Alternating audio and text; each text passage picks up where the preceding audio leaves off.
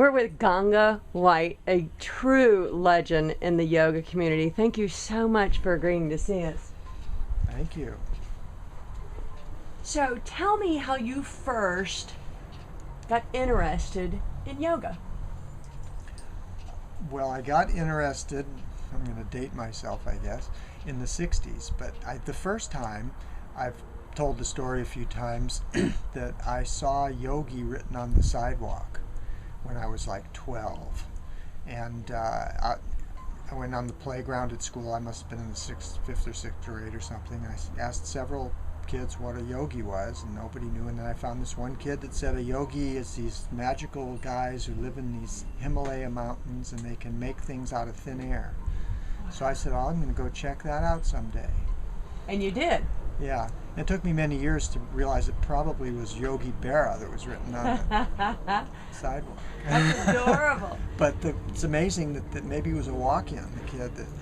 Yeah, that's awesome. And then I kind of forgot about it until, you know, in the 60s when people were doing Zen and all this stuff was starting to happen, and it was, you know, the wild psychedelic 60s. I thought, yoga, I got to go learn yoga.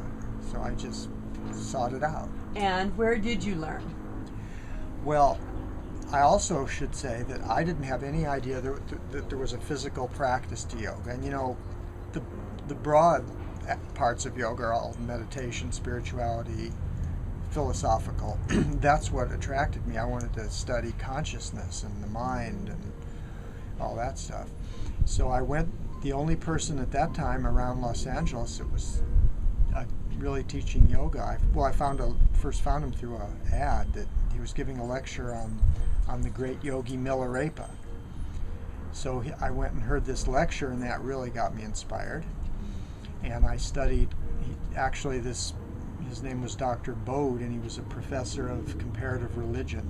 So I studied comparative religion. I kept asking him about yoga. And eventually he said, well, a Swami recently came over from India who's a disciple of Shivananda, and Shivananda is a very respected yogi, so maybe this guy's pretty good. Go check him out. And that was Swami Vishnudevananda in Montreal, and I jumped in a train and car and went there. Very cool. You've also studied, I see, in India. Can you speak a little bit about that? Well, I went to Shivananda, and I had been trained a lot in science and electronics, and I ended up hooking up the whole ashram with, say ashram figuratively, it's ashram, with electronics and sound systems and all that. And then my brother came over to see what I was doing and asked to have a center in Los Angeles, so I was sent to open a center. And is it true that's the first yoga center in America, correct? No. It's one of the first in Los Angeles. It was the first really big hatha yoga center that was kind of eventually became eclectic. There were a few small little yoga things, but there were other yogis, you know, Yogananda and Vivekananda and other Indra Devi. There are many early yogis. But it was the first of this new genre, I think. Very cool. Where we started mixing traditions. We hosted every Swami and yogi and guru you ever heard of there for many years until I became iconoclast again. You know, I really enjoyed in your book all of your references to science and things that we can't explain. Can you explain in words what yoga has done for you in your life and what it could do for someone who maybe perhaps hasn't tried it yet? But what about science? Was there a question in there? Just how you've branched, you know, a proven with things that you possibly can explain that are more profound. Yeah, I think, you know, the Dalai Lama said something like this: if there's a conflict between science and religion, science should trump religion because it's empirical.